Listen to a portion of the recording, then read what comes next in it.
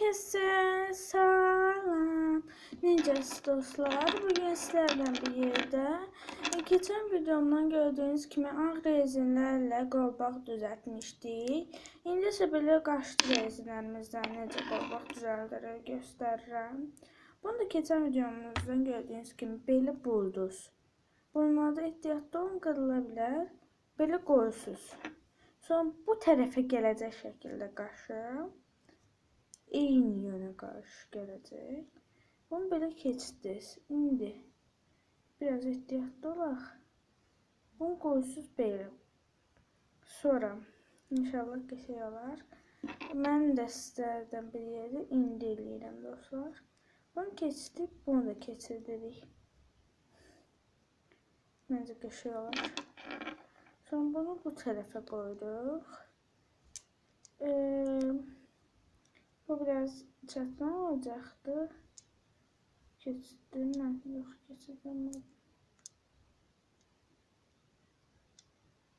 November, December, June, July. Daha doğrusu bunu böyle geçtim. Böyle. Bunu bu tarafa düşüyor. Şimdi bunu bir de koyuyorsun. X tarafa karşı. Böyle geçtiniz, bunu böyle geçtiniz. Geç.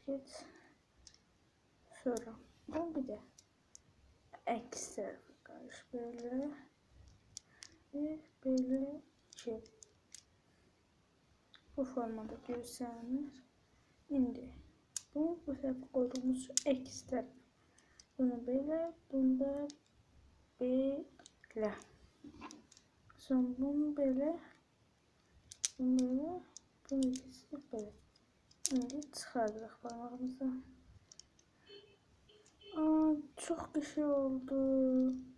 Mən rezinim bunlardan az idi bu formada olduqlar. Məncə qəşəng oldu. Üzük ola bilər bu. Mən bəyəndim yəni. Eğer videom bəyəndisə kanalıma abunə olub, like atıb, şey yazmağı unutmayın. Yəni, ding dong, bye bye.